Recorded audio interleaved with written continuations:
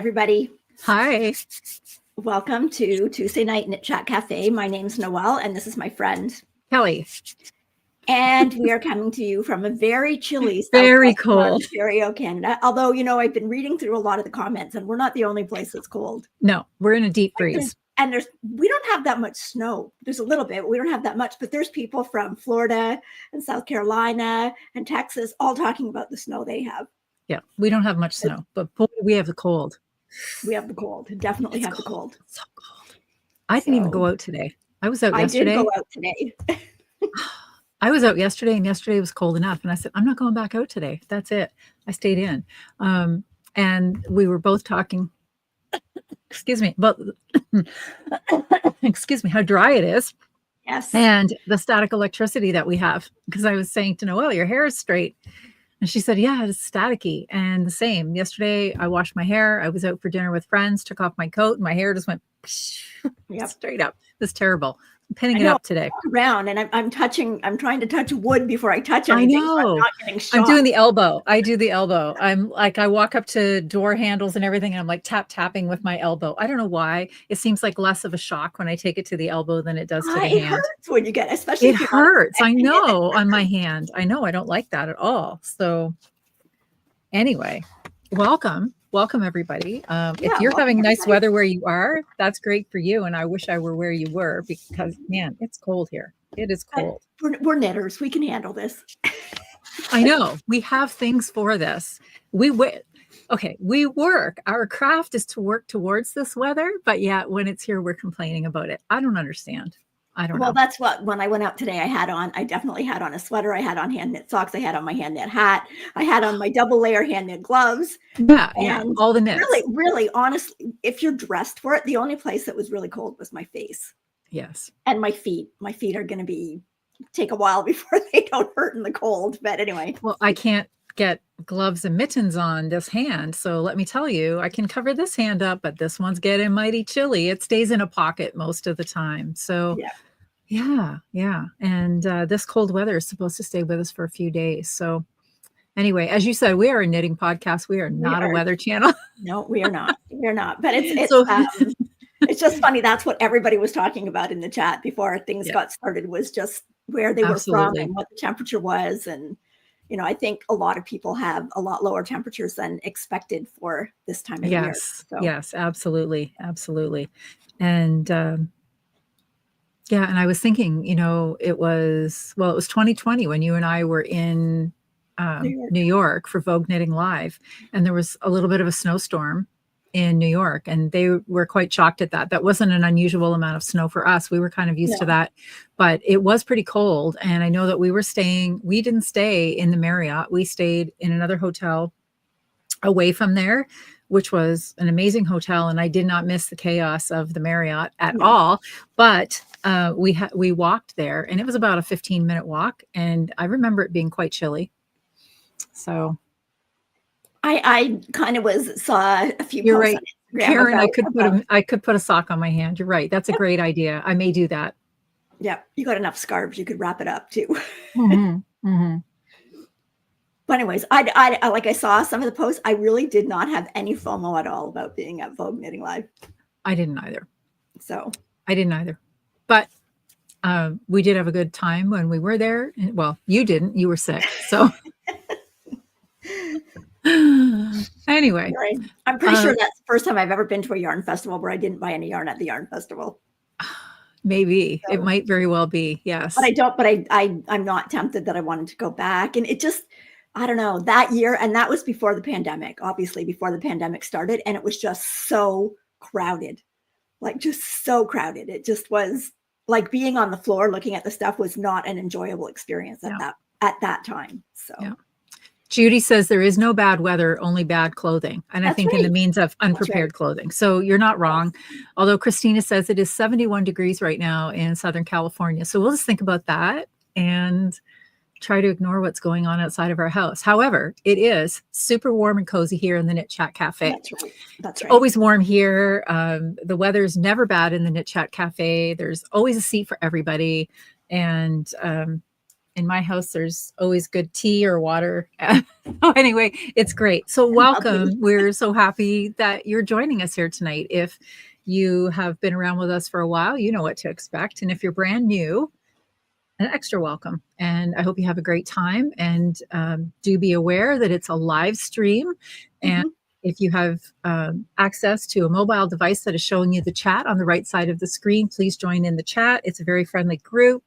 And so there's that. So we promise there will be some chatter about knitting tonight and some other crafty ventures, because I'm not knitting right now.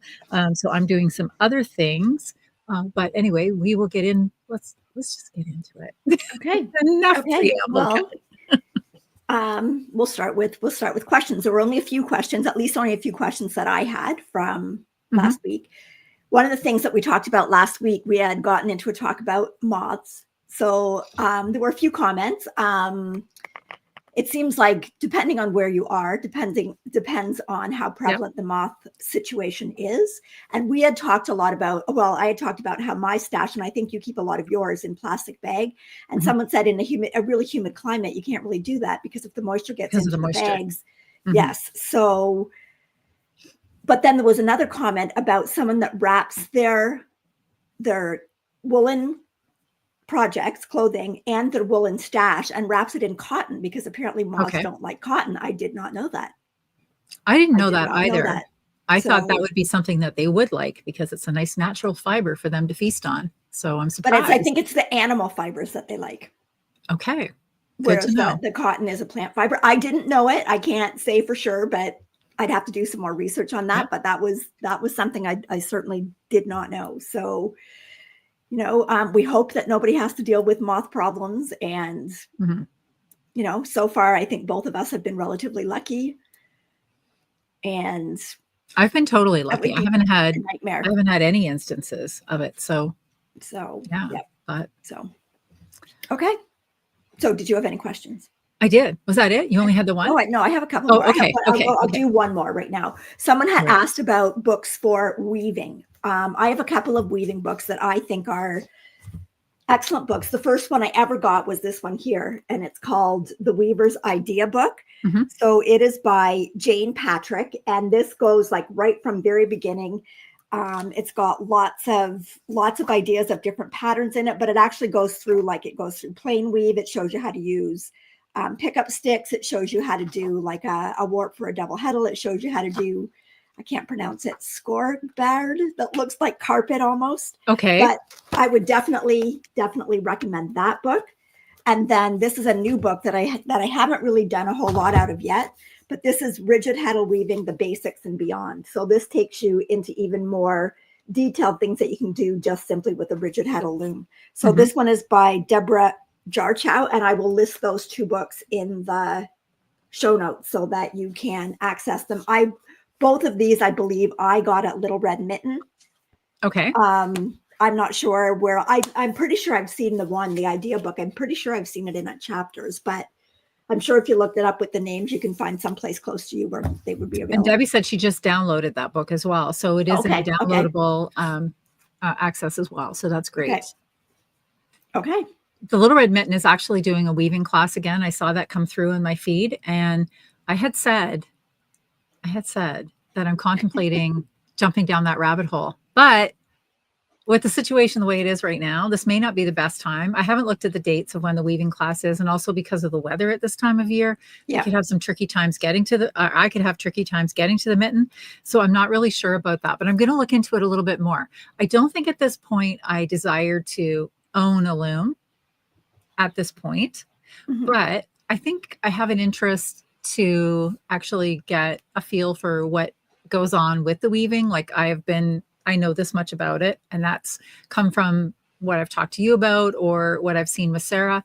So I have an interest to learn a little bit more. And then I think also, like, if I were to have taken the classes, I know that the Mitten rents the looms as well. And then I could rent one when I had a project in mind without getting too deep into it. I mean, my mind could totally change if I took the class. I might just be blown away and say, hey, this is something I need in my life. I don't know, but I am interested. I am more interested in weaving than I am in spinning. So maybe I want to explore that. We'll see. Well, I have a 32-inch loom, 32-inch rigid heddle loom, and I have woven the full width of it. I've also woven smaller scarves and things on it. So I think like it gives me quite a bit of versatility. I know that the Ashford looms do go up to a 48-inch, but the 48-inch gets a little bit more hard to manage just because of the width of it, because you're passing the size that of shuttle. a piano. It is. So and then like, you have to go that distance beyond, like to either side of it too. Yeah. And that's so what, for me, the 32-inch one is still basically will do almost what the other one will, but just is a little bit more manageable. It takes up a little bit less space in your house too. So yes. And that's about the size that I think I would be. That's about where I would probably want to sit. I think that would be fine for me. So okay. I have one other go ahead question. So we talk a lot about when we go somewhere and we don't necessarily know what we want to knit, that we'll buy a sweater quantity of yarn. So it's how do you know what a sweater quantity is? Well, you in real life, really you don't, because it depends on the sweater that you're going to knit. Yes. Okay. So I know though that if I buy 2 skeins of a fingering weight yarn, I know I can get some type of a top out of that amount of yarn. Yes. Most likely I can get a long sleeve crop top, or I can get a 3/4 length sleeve, like longer top. But that's based on my size, and I'm usually knitting the smallest size in a pattern. So I know if I move up to DK weight yarn, I probably need about 800 yards or 4 skeins if I go to DK. But that doesn't mean that I can go and I can knit every single DK pattern in my size, because it depends on, does the pattern have a lot of cables in it? Or most, maybe. Yes. It just depends on the style. Yes. It's like you've got to look at, is there, if you've got a lot of, not even so much texture, but if you've got a lot of cables eat up yarn. Cables eat up yarn. Yes. You look at a lot of the patterns today, and a lot of the new patterns that are coming out are all very oversized. So if you were going to knit something very oversized, I'm not going to get away with the quantities that I'm buying right at the moment for a typical, but I do know based on those, I can get something. But again, it's hard to say. Like I'm basing on it knowing I can do something with that and not necessarily have a specific pattern in mind. So, and right now I'm finding that based on what I have bought and looking at some of the patterns that I'm looking at, I'm almost a little bit short, because the style coming in is so much more oversized. Right. That you actually need more yarn to do it. So, yeah. Okay. But okay. That's it. Okay. So I had a couple of questions this week. And the one question that I had to do with sock yarn and how to knit it up. Because if you look at most, I just pulled this one out of my bins. Most commercial sock yarns will tell you this on the back. I'll just read this if I turn it the right way. It says it's classified as a thickness of superfine number 1. Okay. And then it will tell you that, I'm sorry, anywhere from a 2.75 to a 3.5 needle is what you would need to get a gauge of 28 stitches and 36 rows. So if you're buying this for a sock yarn, but in most cases, I think people are not using a 2.75 to a 3 millimeter, which is, a US 2 to a US 4 needle to make socks. So the question that I had, someone asked me, she said that she wanted to make some of the bullfinch socks in the West Yorkshire spinners. Yep. But she was a little surprised at the needle that it was recommending. And what size did I use because she knew that I had used that yarn, and what size needle did I use? And I told her I had used a 2.25. So I just wanted to point that out, like that if you're looking at these suggested sizes, that may not necessarily be what most, and it's not even just me that's doing this. This is what a pattern designer would call for. They would call for anywhere generally between a 2.25 to a 2.5 millimeter needle if you're making a fingering weight sock. Like obviously if you're doing DK socks or you're doing color work, you're going to go up in size. If you're doing mosaic socks, you're going to go up in a size, but just for a regular one. So I think that was a little bit confusing, and I don't know if that confused anybody else, because I can say I've probably never really looked at the ball band on a fingering weight. I know that if I'm getting fingering weight, I'm going to make socks. I know what I'm doing with it. I'm using a specific needle size, but it is interesting when you look at commercial socks, most of them will recommend that needle size. So I just wanted to point that out, because I thought maybe lots of somebody people else also knit other things with that yarn too, not just socks. Yes, absolutely. So, but it's odd that yes, you would knit something else with it, but it's clearly demarcated on the label as a sock yarn. So I think this is maybe somewhere that for a new knitter, especially, things get confusing, right? Like you're getting mixed messages because you're seeing one thing or you're hearing one thing from a knitter, and then you're seeing something else when you go out to buy the yarn. So I just thought that might be useful to point out. If one person is struggling with it, maybe there are other people. And I just thought, well, it's not just sock yarn. It's all basically almost any yarn that you buy's got like some sort of a recommendation on it, like how many stitches you get in, depending on what needle size. But then it depends on what the designer actually takes that yarn and knits it at, because the designer may not knit it at whatever that gauge is on the pattern. And then on top of that, you have to factor in, you might not get that gauge with that size of needle. You might need a bigger needle or a smaller needle in order to get that gauge. So like, basically, I just kind of look at that as just kind of like a starting point, maybe. Like I've knit enough socks now that I know the socks need to be on a 2.25 millimeter needle for me. Yes. And I would say most, as my husband would say, it's like when I see a speed sign, that's just a suggestion. That does not indicate how I'm going to drive the vehicle. That's just a suggestion for me.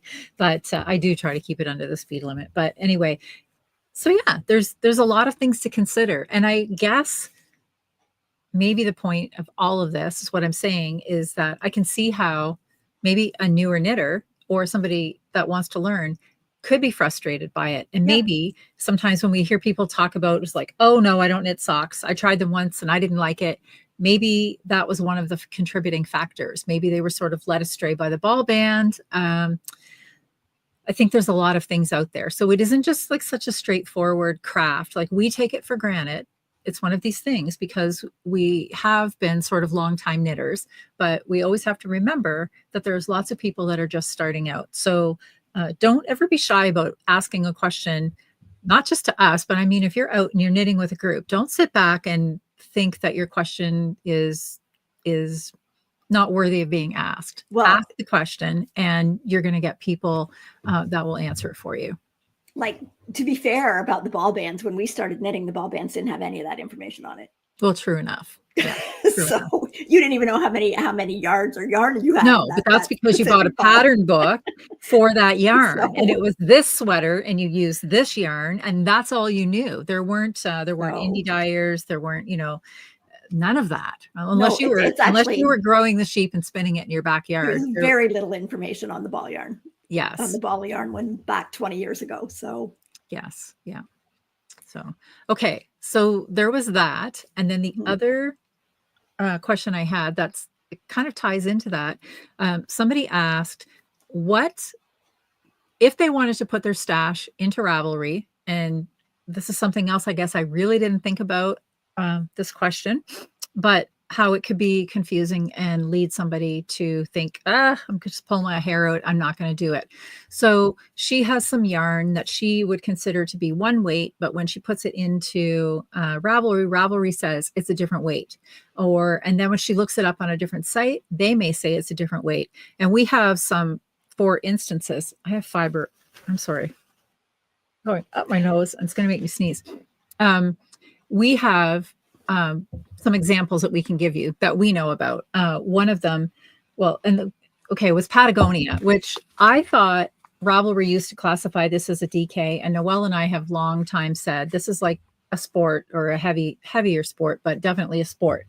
But I did check Ravelry and they are now listing it as a sport. So I don't know, they may have reclassified it. So I think that is correctly classified. But another example that we can give you is Croy, because although it is a sock yarn, there are certain colors of Croy that are quite thick, dare I say, sport weight, not fingering weight, that I think would knit up really, really thick. And you had another example when we were chatting about this before. What was your other one?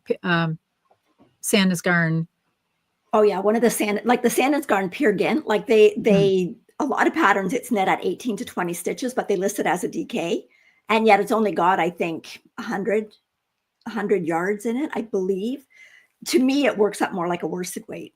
Right. But like, so I don't like, I try not to go by the labels, because even when we go back to the Patagonia example, I have knit Patagonia at a 24 stitch gauge, 22 stitch gauge, and a 20 stitch gauge. So that's basically like at a fingering to sport, at a sport, and at a DK. Yeah. And you just, your fabric's a little different, but it worked in all instances. So to just class that yarn as one thing is deceiving. It is.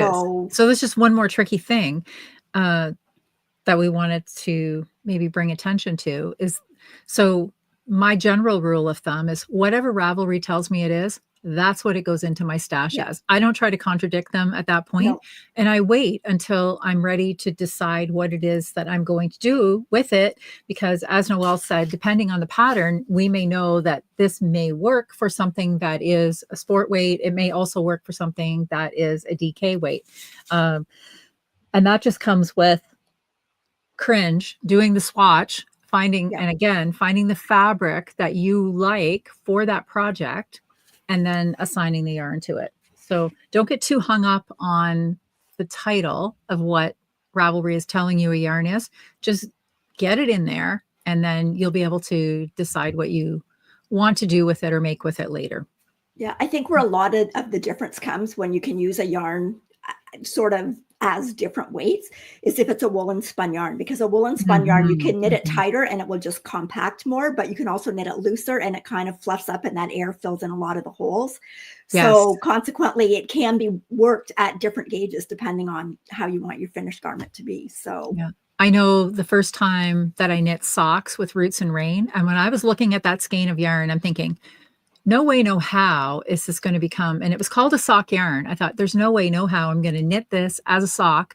And I think I did go up to a 2.5 for that, but I'm telling you, those socks fit. In fact, I have them on today, and they most assuredly are like a sock, like they're a thicker sock weight, but I wear them in all my regular shoes. I don't have to just wear them in a heavy boot. So, and that's a woolen spun yarn. So it's so light, so fluffy. It looks like a massive, gigantic skein of yarn compared to, you know, like what you buy in a commercial that's, you know, densely packed or whatever. But so, Well, and superwash really packs down the fibers because it takes off the scale. So the fibers can all sit closer together. So So superwash tends to work better in socks if you knit it at a tight gauge as opposed to if you knit it at a looser gauge. So yes, for sure. Okay. That's all I had for questions. That's all I have for questions. Okay. So maybe we should talk about what we're wearing. All right. Okay. You go ahead. I just chatted a lot. Okay. I am wearing, and I didn't spell it right. Just a minute. I got to fix that before I can put it up there. Just a minute here. I was typing it in. I was typing it in far away from the screen. Oh, that's okay. Hey, try typing with this thing. Every third letter is either a space or the wrong letter. And I'm just like back, and correct. Back, correct. This time. There we go. Clumsy. It's the Craigmore Vest by Beth McDonald Stone. This is it was a test knit, but I do believe it's going to be out soon. I've got a couple of pictures here. Let's see. I actually wore this at Christmas. So here's the front of the vest. It's got a beautiful cable pattern that goes down the front, like quite a large cable that goes down the front. And then it's got cables that go all the way down the side. And then the total back is all ribbed. So you get a really nice close fit. Vest. It's really nice. So it was fun to knit. The pattern became pretty intuitive and you could actually remember it. So I did mine in Loch Lomond by BC Garn, and it is this is one of those woolen spun yarns. So it's I'm not even sure what it's classed as, but it is.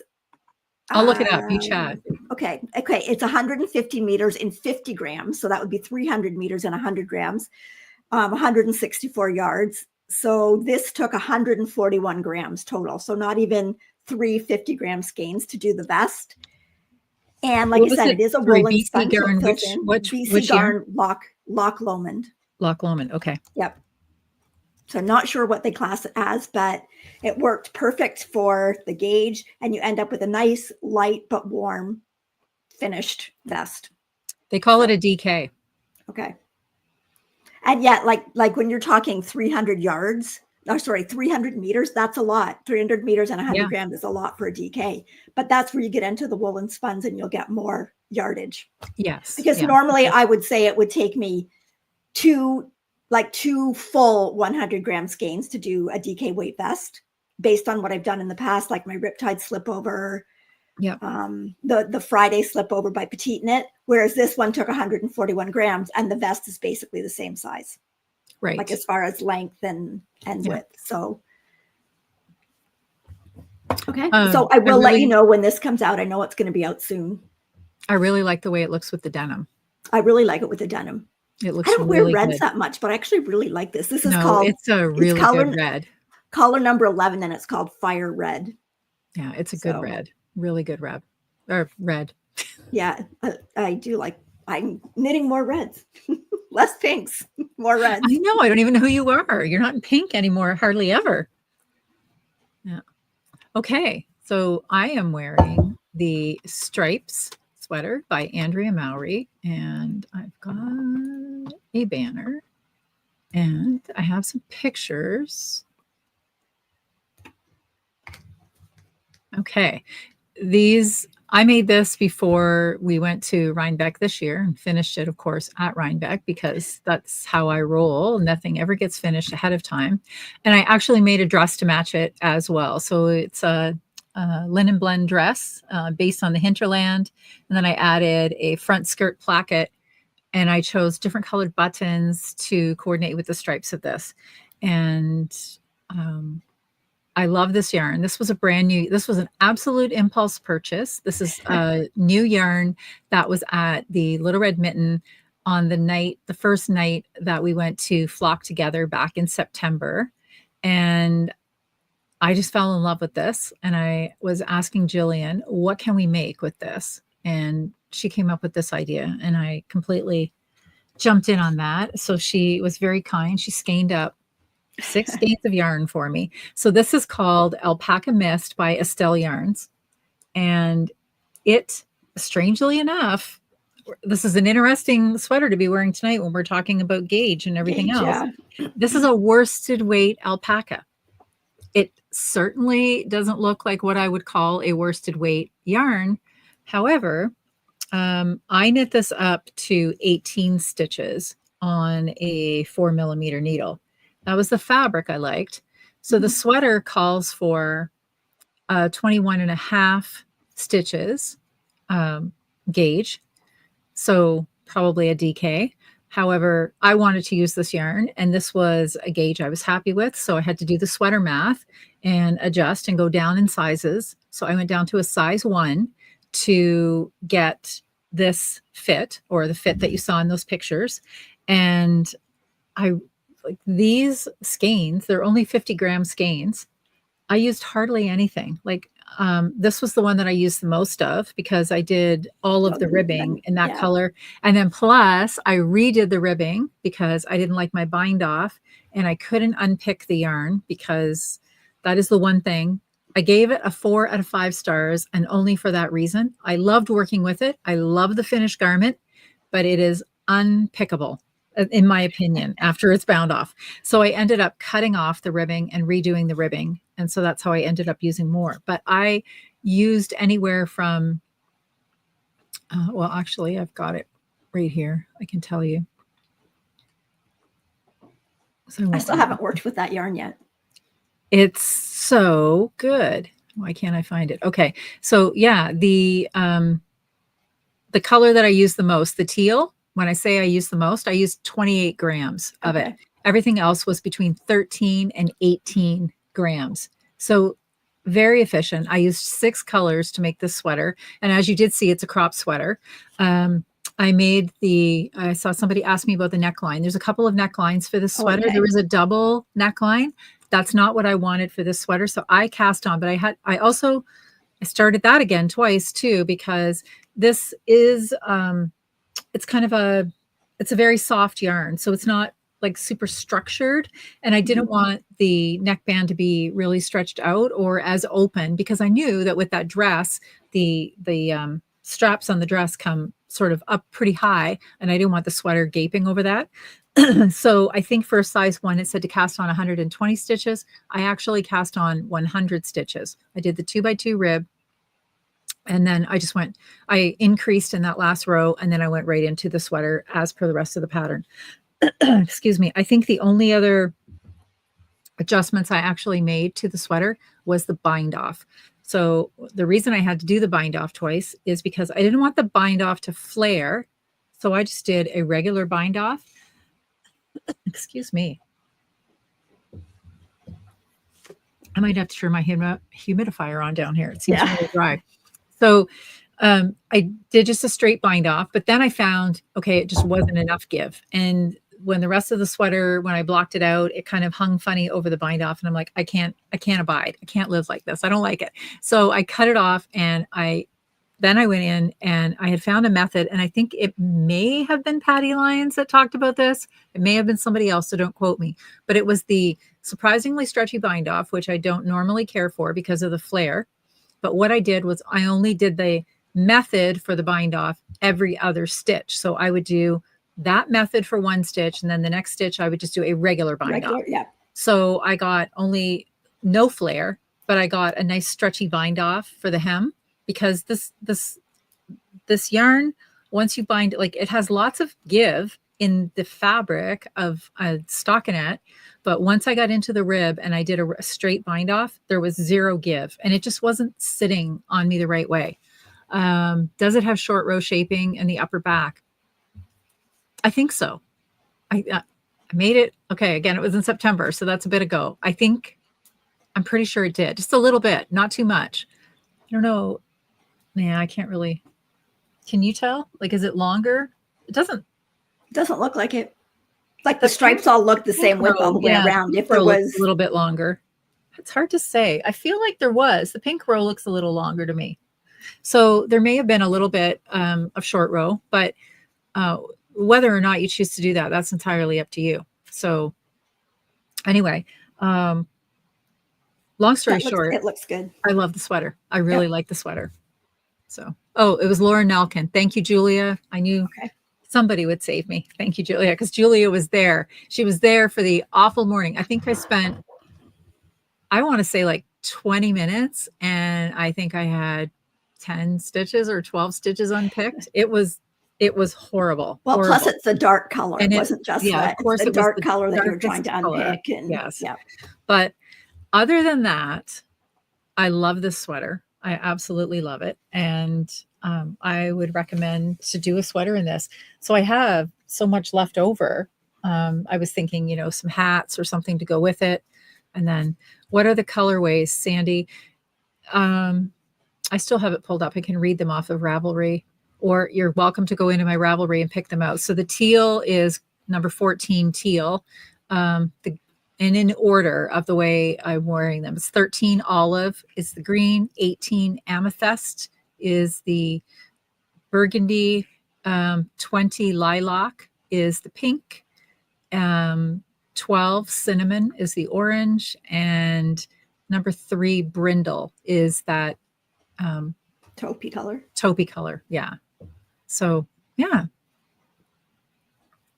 Anyway, I love it. And it's a lot of colors, and it's not something that, like I said, it was complete impulse buy. Thank you, Jillian. I love the sweater, and it was really fun. They had a whole wall of these colors, and I don't think you could go wrong. You could play with so many color options in there and come up with a beautiful palette. And I was really happy with the way these colors played together. And it's certainly not colors that I would, pick out any other time and say, hey, I'm going to do a sweater in that. But I just really like the way it all came together. So, and it's something different that I don't really have in my wardrobe. So, yeah. Just really happy with it. Okay. Okay. So, do you have any finishes? I do. Okay. It's How not. many? I have. I think 8 or 9. Okay. But how many do you have? I have 8. You have 8. Okay. But a lot of them are the same thing. Yeah, mine It's are all the only same two. thing too. So It's actually 2 different things. okay, go ahead, show one thing, then I'll show mine because mine is part and parcel of a fun little giveaway we're going to do. Okay. But you go ahead, show one, and then we'll talk about mine, and then we'll carry on. Okay, so my first one is the Storm Slipover Junior by Petite Knits. And there it is. So this is a little vest for Declan, who is going to be So 1. cute, that plaid shirt. He is going to be 1. Hard to believe. It seems like he was just born. Anyway, so this is just a little plaid shirt that I got at Old Navy, but I'll have to show you. There's this other cute little shirt too. I've got a few pictures here. Okay, it won't let me go back to my pictures. So weird. Like it works once and then it doesn't seem to work again. There you go. Okay, so there's a picture just of the little vest, and it was so much fun. It was so quick to knit because you get really into the little textures and you just want to get to the next texture part. And then here's a picture with the other little shirt. I'll show you this shirt in a minute. It's just got little construction vehicles all over it. Oh my goodness, that's so cute. And then I've got my little tag down on the bottom. Yep. And then whoops, that's a pretty blurry picture. No, it's not. Anyway, is it not? It's looking blurry. Okay, it's coming into focus now. Maybe it's just my eyes. But anyways, this is done in Barocco Vintage DK.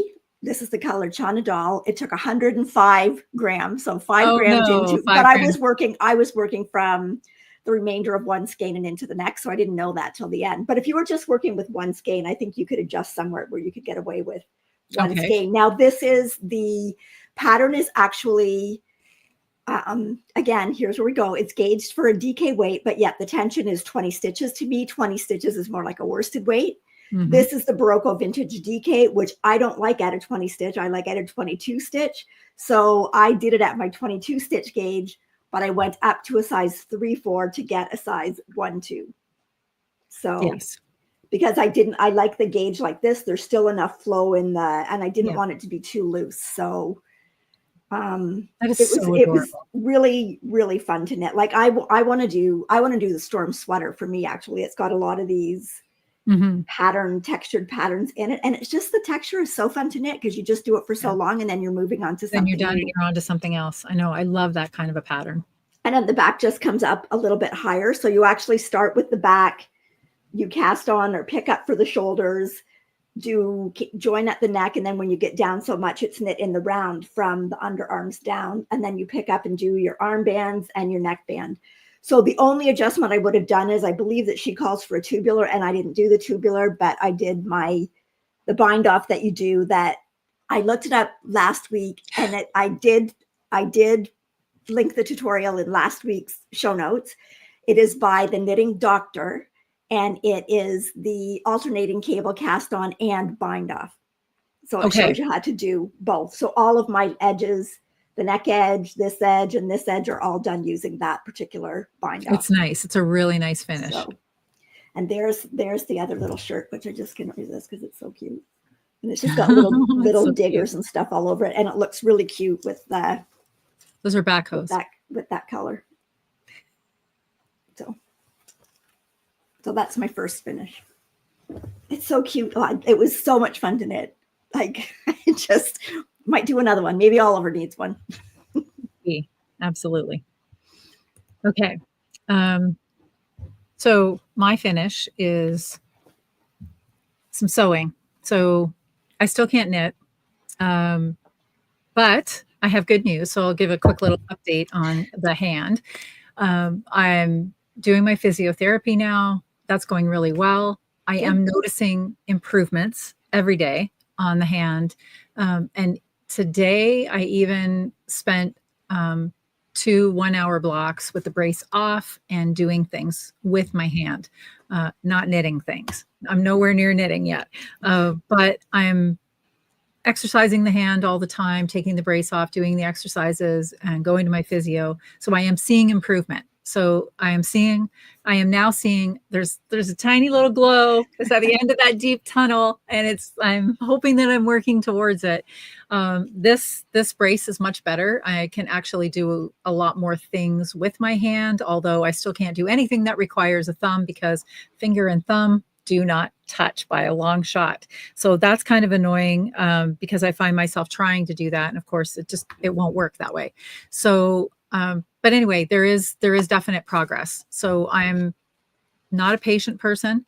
So I had to find something else that I could do with one hand. And I did find out that I can sew. So I had to modify how I can sew because, lifting the lever to raise the foot pedal up and down, or not the foot pedal, the pressure foot. Thank you. Yeah, I don't even sew. I can't think of what it was called. I'm sitting here looking at my machine and I can't think what the heck that was called. But anyway, yeah, lifting that pressure foot up and down needs this hand.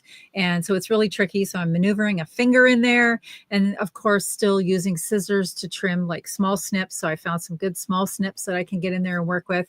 Working with the wheel hurt at the beginning of the week because of putting pressure down. I hold the ruler with this hand and then putting pressure down to cut. So this hand was fatigued, but I am making progress. So I decided that I could do some sewing. And so here's what I started making. And then after I made a couple, I thought I'm just going to keep making them. And I've still got like another pile of scraps over there. I'm going to keep going. I'm not done yet because I keep thinking of people that I could give these little things to. So they're just something fun. I'll show you them all. I think I've got 8 of them here. So I'm making little mug mats in a Valentine's theme. Yeah. And they're so pretty. Cute. So I'll just show you them one by one. So we've got this pretty pink one. Very cute. Nice red and black one. A very Julia colored one. Teals and pinks. More traditional Valentine colors. That pink and purple log cabin. Couldn't stop, right? Yeah. They're a multi one. Got a couple more. Another pink and teal colored one, and maybe my favorite. I love this red and purple one. That's pretty. This one, I might have to keep this one for myself. But anyway, so what I thought would be fun, and so I quilted them, and also they are the Insulbright inside. So like, if you put something hot on them, it's protected. It's got that that little metal. I was going to ask what was in the. Yeah.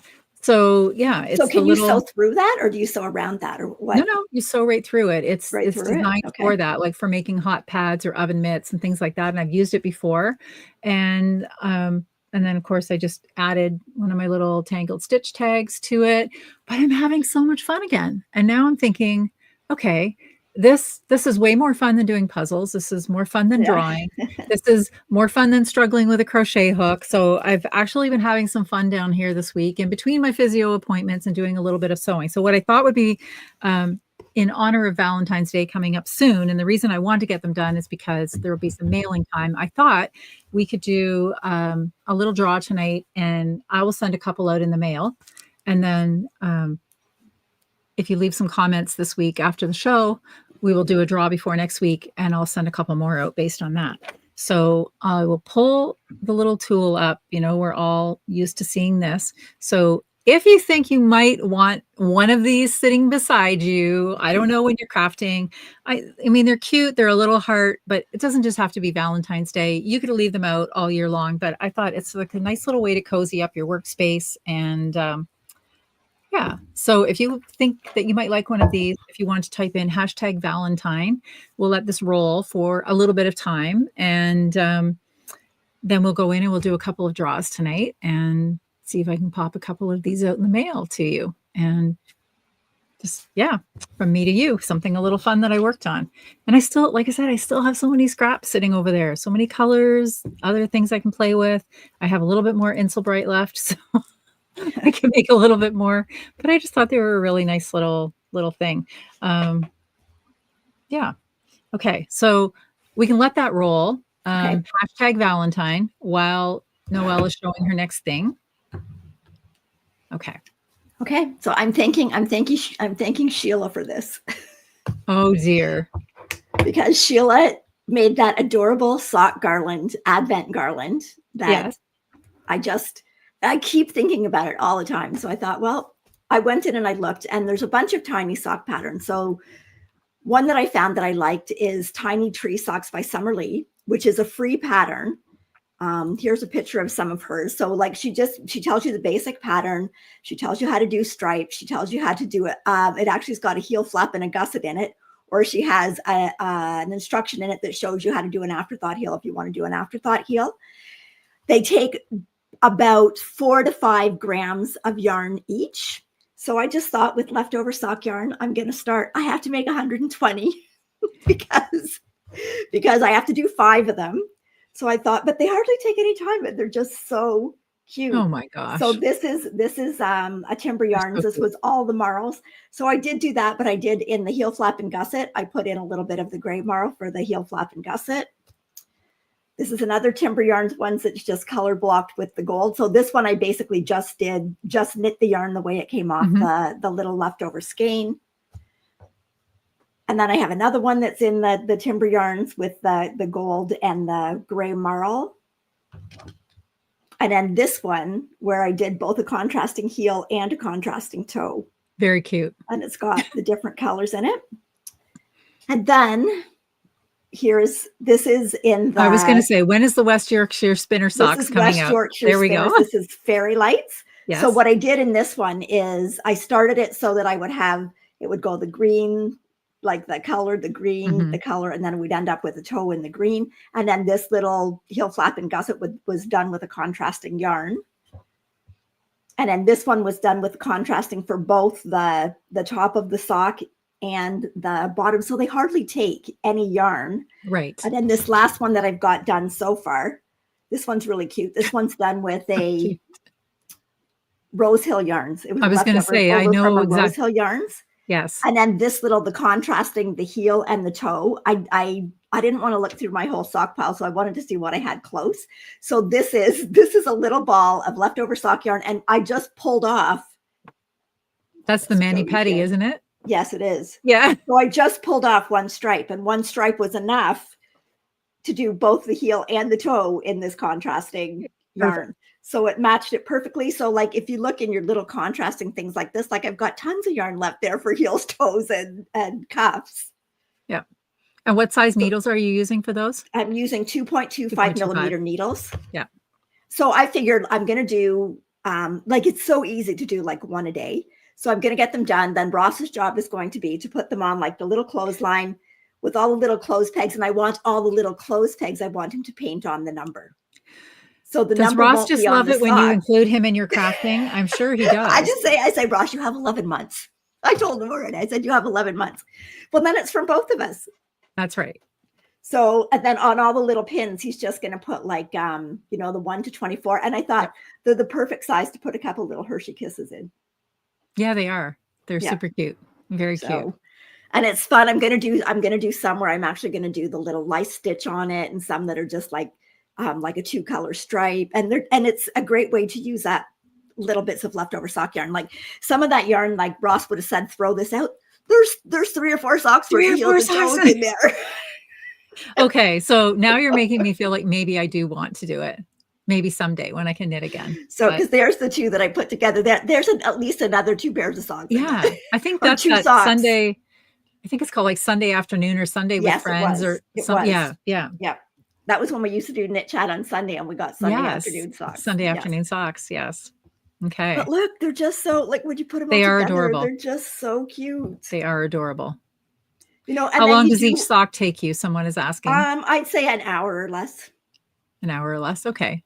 Yeah. So, all right.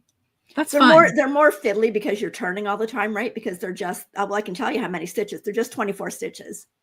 So it's just like a real basic little whole mini sock. You do everything basically the same way. Like you've got, if you look at these ones, I even did twisted rib in the cuff. I'm waiting for you to start putting cables in them because I know you will. You'll put a cable, you'll put some slip stitches in there. You'll do something. Yeah, for sure. Anyway, they're just adorable. They are very cute. Very cute. So I'm thanking Sheila for that. Well, let's see how much I'm thanking her in a couple of months. Thanking / cursing Sheila for that. Yes. Okay. All right. Can you pop that banner down? Let's pull this back in. Oh, why won't it?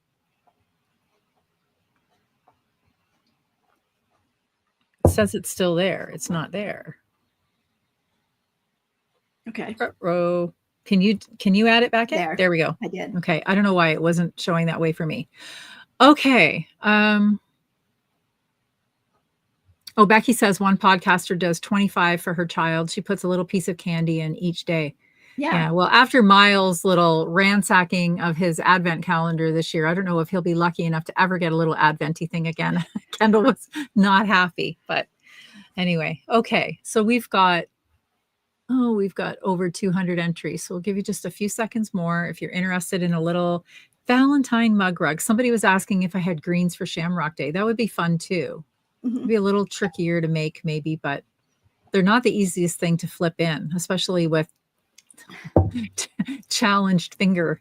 But anyway, I'm sure I'll get better, but I am having fun with them. So they're just something cute and fun.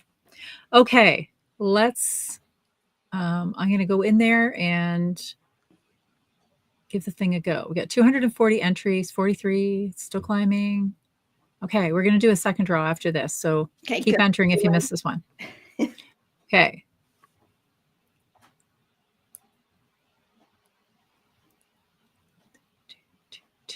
Keep forgetting to get the music. Yay. Jane M. Congratulations, Jane M. Let's mark that one down. I'm going to go right back in and draw the second one. So bear with me here. And then we'll tell you how. Yeah. And we'll tell you how to get.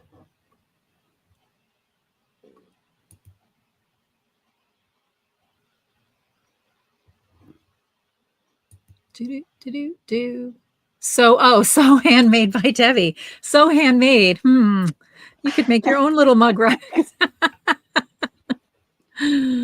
Don't critique my work. Okay, so handmade by Debbie. All right. Just marking those down. All right, now remove this. There we go. Okay. So to get in touch with us, we need you to send us an email to knitsandpiecespodcast@gmail.com. We need your full name and your address and a phone number, just in case. So. Okay. And I will. So congratulations. Yes. Thank you. So if you didn't win one and you'd still like one, after the show is over tonight, if you want to leave just like a Valentine comment, let us know if you make anything special for Valentine's, or what do you do for Valentine's Day? Is it like a holiday that you actually celebrate, or do you decorate your house? Do you wear like some knitty things? I don't know, anything to do with Valentine's, and we will draw for 2 more just before the show next week, and we'll let you know then. So thank you for playing along and for being interested in my little crafty venture. Okay. So do you have any works in progress? I basically just have little more hearts on the go. I still have the crocheted thing. It's here. Okay. I'm sorry I keep showing it because it never really looks like there's that much progress, and there really isn't. It's slow going. It's, having to hold it at a weird angle, but I mean, it is getting bigger. Does it get harder? Does it get harder with holding it when it gets heavier? No, it doesn't seem to. It's just, as I said, like normally, okay, so I'm a left-handed crocheter, so this is going to feel awkward anyway. But normally, like you would hold like with your finger and your thumb, right, and you're using your hook with the other hand. But since I can't use my finger and thumb, I'm holding it with these 2 fingers. I'll just show you how awkward this looks really quickly. So I have to tension my yarn around the pinky, bring it over that finger, and then I'm holding it with these 2 fingers. So the thumb is useless. So as you can see, it's pretty slow going when I'm putting that hook through, because this does not provide a lot of tension. And using these two fingers, they're not as dexterous as your thumb and your forefinger would be to move things along. So it's slow going, but I still love it. And at least it's keeping me a little bit sane while I'm waiting to knit again. I'm not going to lie. Yesterday I was feeling emboldened and I picked up some knitting and took the brace off, put the knitting in my hands, did like a dozen stitches. It didn't specifically hurt. It just, I knew I was being so ginger and so careful. So I know I'm not ready yet. Well, you don't want to undo what's been I don't done want with to undo physio, it, but so dang, it felt good to have needles in my know. hand again. It's just, I'm missing it. I can't believe how much I'm missing it. And I'm still going out. Like I went out to this past weekend I didn't. I had to go and work out at the fairgrounds. But the Saturday before I went out to the coffee shop with my friends anyway. And I'm watching them knit. And it's still so nice to visit. And I had my crocheting with me. But dang, I want to be knitting again. This is so hard. This is so hard. And I feel awful complaining about it. But when you want to do something, it really is hard if you can't do it. And anyway. It's coming back, friends. It's coming back. Okay. Okay. I got one question popped in here. Somebody wanted to know if there was something anyway. I forgot. Okay. Somebody wanted to know if there was a pattern for the mug rugs. No, not really a pattern. What I did is I made I made a heart shape. I cut out a square of Insulbright about 6 by 8 inches, quilted on. I did like a quilt the strip as you go kind of thing on the Insulbright. And then I lay my lining on top of my quilted fabric and I draw out my cardboard heart that I've done. So then I stitch all the way around the heart on the side that I've drawn the line on. I leave a little opening about this big and then get my fingers in there, turn everything around. And then I do a top stitch on there. So very, very basic. The Insulbright, you can buy that at the fabric store. It looks just like foam. Not foam, batting, like the batting stuffing, not stuffing even the, oh gosh, can't even think. It's like interfacing. No. Fusible. It looks like the fleece, like the fleece that you get, right? But there's this crinkly layer. You can hear the crinkles inside and it's that Insulbright and it is fine for your needle too. So you don't have to worry about that. But yeah, they're super easy to do, but it's just like a fun little thing. And I think what was the most fun about it was just playing with the scraps and the colors because Lord knows I have boxes of little scraps of colors and it was just kind of fun playing. It takes me almost as long to decide what I want to do for colors as it does to actually sew the colors onto the little square. So yeah, that's how. Okay. Oh, pattern for the crochet shell. Sorry, Noelle, I'm cutting into your time now. Was the, it's not actually, it was the Valia cowl by Heidi May. And I think when I popped the pattern in, I ended up popping it into yours when I was doing it that night. So, oops. That's not it. There we go. That's it there. So it was for a cowl. And I had said that what I'm basically doing is I'm just taking this stitch pattern from the cowl and making up my own shawl pattern as I go. I like that shape of a cowl. Like that's the same as the, like sort of that nightshade or the night shift cowl. Yep. Not the night shift, but the shifty cowl. Shifty cowl by Andrea Mowry. But what I find about that, although I really like it, is that I'm only going to wear a cowl if I really want to be warm. And I find that it sits out so loose from the neck. I've actually thought about like putting a button on it so that I could kind of close it up tighter. And so I just didn't really want to duplicate that cowl again. I want my neck to be warm. So I thought that I would be better served with not such a deep V. So that's why I said I'm creating the pattern. I'm doing more increases on one side. And I'm almost to the point, I'm going to have to change that soon because I'm pretty much at the point of where I want the depth to be. I don't want to go a lot deeper. And I've got quite a bit here already for wrapping around. Yeah. So now I'm probably going to shift that soon and start decreasing more on the other side it's not going to end up this perfect triangle. I know it's going to look a little bit wonky, but when it's on me, it's going to look exactly, I hope anyway, it's going to look exactly. That's the cowl, when you make them, they don't look like a perfect triangle. No, they don't. Offset. That's right. So anyway, it'll just kind of, go around. Oh, that hurt.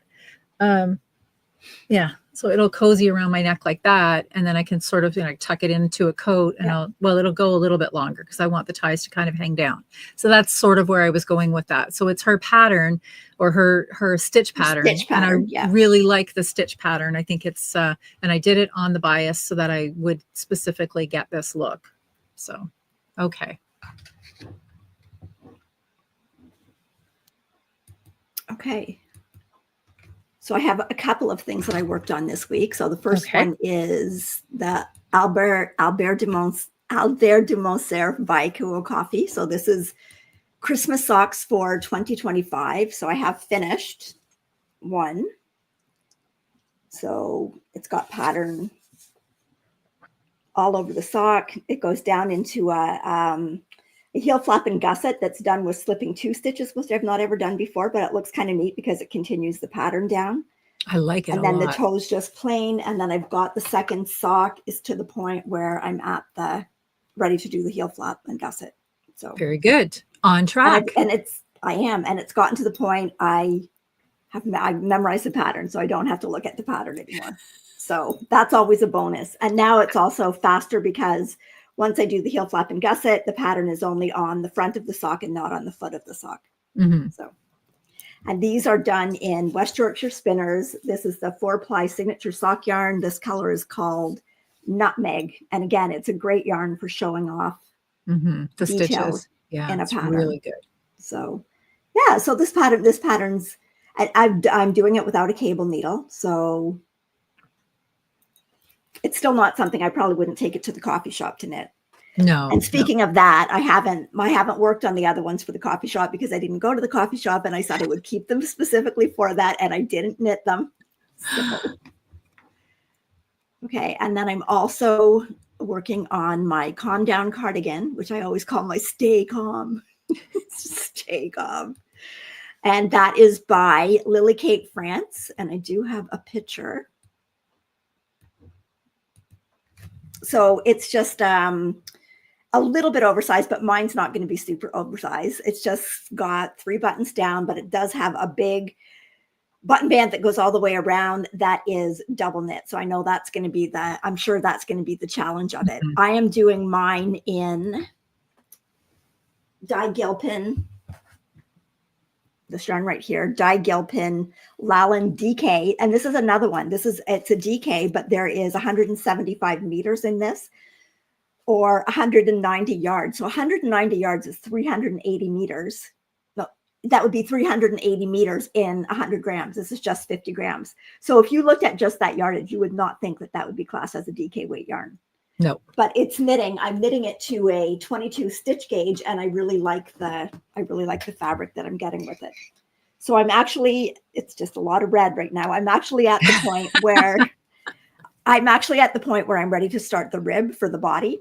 So it does have, like, down the side, you can see you've got this stitch pattern that goes down the side. It goes at the top of the shoulder here, and then that will continue down into the sleeves. So you've got it down each underarm, and then it goes down the sleeves. It's also around the rib before you pick up your sleeves. And then it'll just have that plain button band. That's all the double knit button band. So this color is called Flame, which I do really like. And again, I'm hoping I'm going to have enough yarn. I'm on to my 4th, and I have 6. So I might have to but it won't even take half of it to finish this. So I don't, hopefully I'll have enough, but if I don't, I'll just order another one from the Knitting Loft. And the last thing that I'd have to do with it is the band anyway. So it would be, I'll just have to call Bruna and see if she has anything in the same dye lot left, if she can check for me. But anyway, I do really like it. I have found I've been a little more careful watching it as I knit to avoid splitting the yarn. But again, if I was working with this in the future, I would do it with a wooden needle. So right now we're past the boring part, and I'm into the 1x1 rib for the bottom. Yeah. And then my last thing that I worked on this week, I pulled back out my smoked orange by Tia Oh, I'm Coleman. anxious to see this one done. I really like this pattern. So I love that color too. this is the fiber coat. So I did pick up, and I've got this sleeve. I should be able to finish this sleeve tomorrow. So this is the fiber coat Cumbria. It's a worsted weight, and this color is called Nutkin.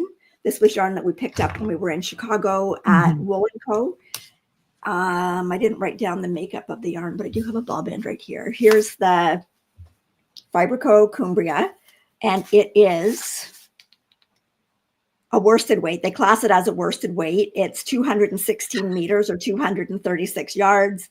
It says 18 to 20 stitches, which is what I would class as worsted. Yeah. And it is 90% wool and 10% mohair. And again, it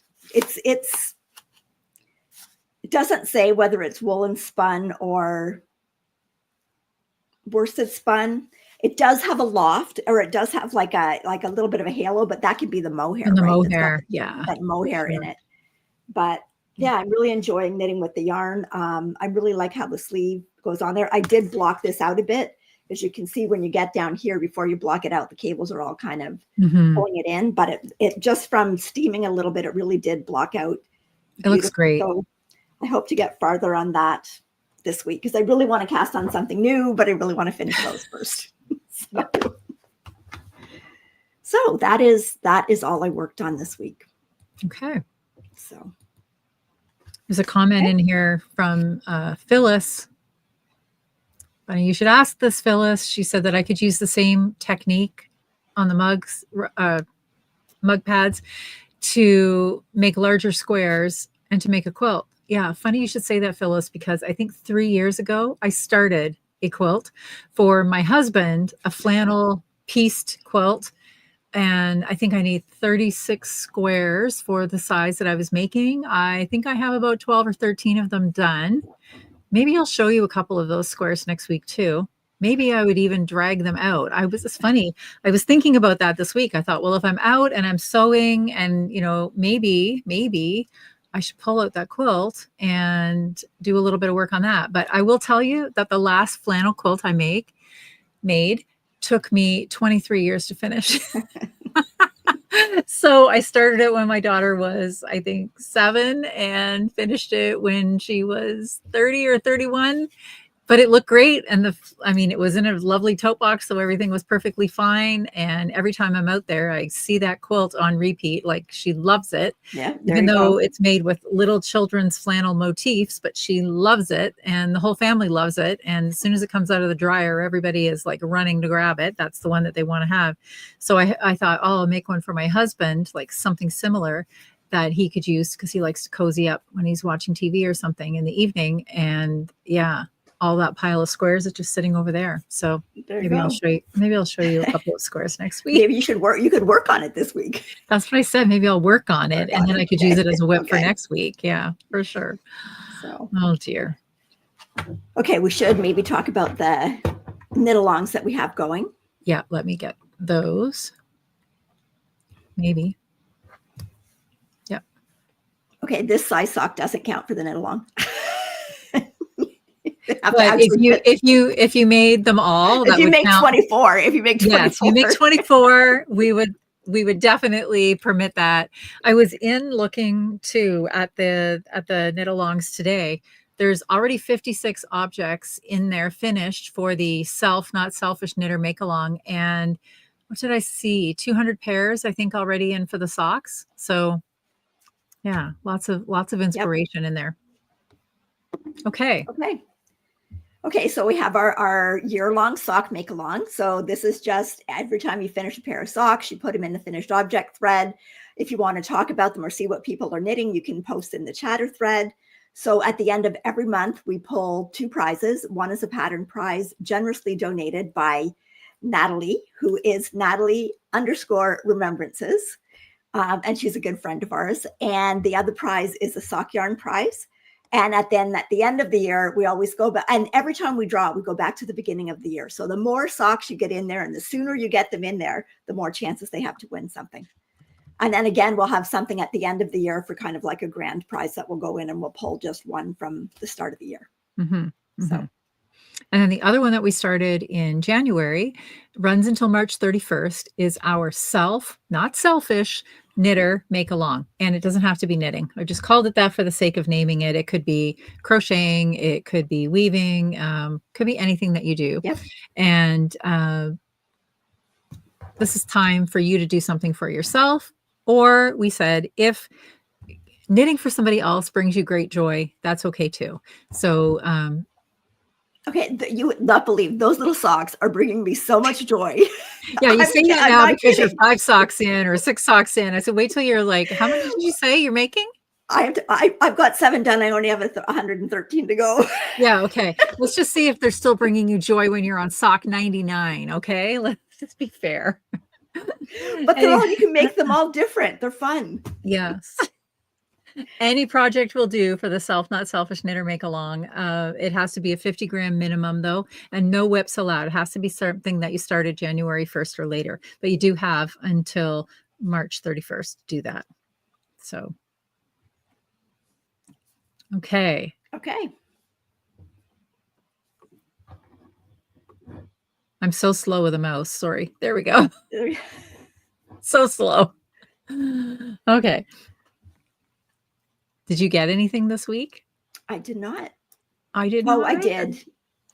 I did, but it's not anything exciting. I just ordered a couple new cords from Acme. If you're in Ontario, or I don't know if she ships everywhere, but we just ordered them off there, and she pops them up in a little flat envelope, and it was like $2 for shipping. And so I seemed like a lot of my 30-inch cords were busy, so I needed a couple more. Can't imagine why.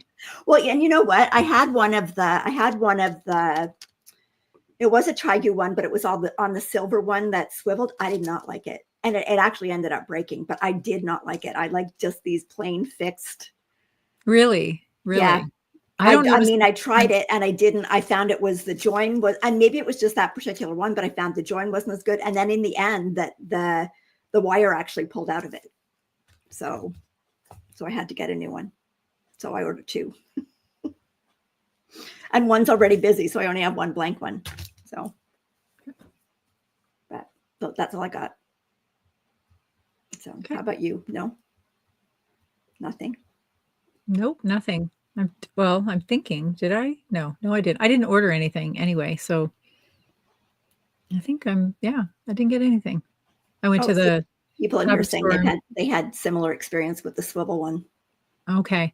So I have some swivels in my Knitter's Pride set.